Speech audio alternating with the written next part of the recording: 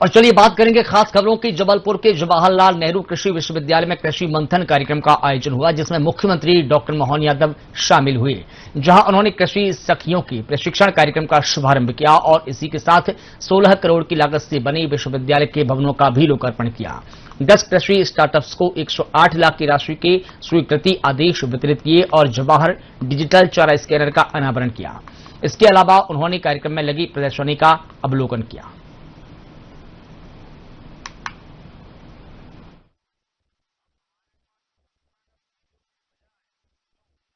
मैं आज आपके बीच में खेती किसानी के आधार पर विविध विभागों को जोड़ करके किसान कल्याण वर्ष की बात जब कर रहा हूं तो सच में मध्य प्रदेश के अंदर बड़ी संभावना है।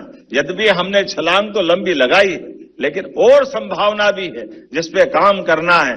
हमारे मेहनतकश किसानों ने अपने सारे संसाधनों के बलबूते पर अब अपने मध्य प्रदेश को दलहन में नंबर 1 का स्थान दिलवाया। ये हमारे लिए सौभाग्य की बात है।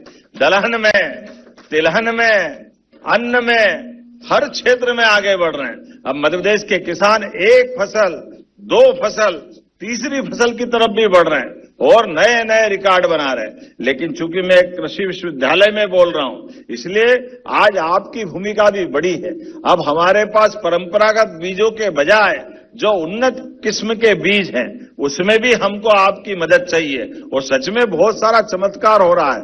हमारी कई गुना उत्पादन क्षमता भी बढ़ने के लिए अब अपने पास में आज मैं स्टॉल देख रहा था, एक से बढ़कर एक, और सारे स्टार्टअप भी अलग अलग कमाल कर रहे हैं और इसी की आवश्यकता भी है। हम अपने संसाधनों का बेहतर से बेहतर उपयोग करें और किसानों की आय बढ़ाने के लिए अब पशुपालन से भी और अन्य प्रकार के खेती आधारित सभी विभागों को जोड़कर समेकित रूप से हम काम कर रहे हैं और आधुनिक यंत्रों के माध्यम से भी यंत्र में भी कोई कमी नहीं आए। अब ये बात सही है कि हमारी खेती में फसल अच्छी हो रही, लेकिन उसकी चुनौतियों के साथ उसी में से और आय कैसे बढ़ती जाए। लेकिन प्राकृतिक खेती का भी रकबा बढ़ा है। मुझे इस बात की प्रसन्नता है, सबसे ज्यादा प्राकृतिक खेती किसी राज्य में होती है तो मध्य प्रदेश में होती है। इस बात का भी आनंद हमारे बीच। कई सारे कार्यक्रम किसानों की कृषि में समृद्धि आए। हमारी सरकार द्वारा पूरा वर्ष किसान कल्याण वर्ष मना रहे।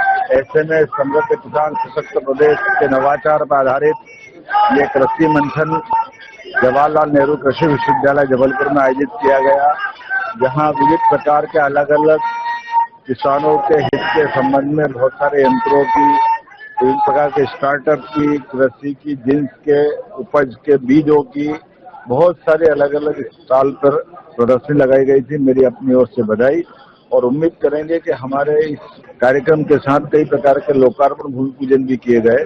जो स्वर्गीय भारत रत्न अटल बिहारी वाजपेयी का लगभग 17 करोड़ की लागत से एक नए भवन का लोकार्पण भी किया गया। यहीं नरसिंहपुर में गन्ना रिसर्च सेंटर का एक नया यूनिट प्रारंभ हुआ है। इसी के साथ साथ हमारे अलग अलग प्रकार के विविध उद्यमियों को, हितग्राहियों को उनके हित लाभ वितरण का कार्यक्रम भी रखा गया था। पूरे वर्ष हमारे इन सारे कार्यक्रमों से कृषक कल्याण की जो हमारी मनोभावना है उस पर हम काम कर रहे हैं। और खासकर ये तो कृषि सब्जेक्ट का विश्वविद्यालय है। एग्रीकल्चर में सभी प्रकार के नवाचार, नई तकनीक, देश के साथ विदेश के भी कई विद्वान आए हुए हैं, वो सब अपने अनुभव शेयर करेंगे और उम्मीद करेंगे इन सबके माध्यम से किसानों की आय बढ़े, हमारी फसलों का सही उत्पादन मिले, कम पानी में बेहतर फसल हो, बिजली, पानी, खाद सबके अंदर एक समेकित रूप से इस प्रकार का उपज से जितनी आमदनी बढ़े, इस दिशा में लगातार सरकार काम कर रही है। मुझे संतोष है कि सरकार के इन सारे प्रयासों से पूरे प्रदेश में अनुकूलता का माहौल बना हुआ है। इसी कारण से हमारे लिए फसलों का उत्पादन भी बढ़ रहा है।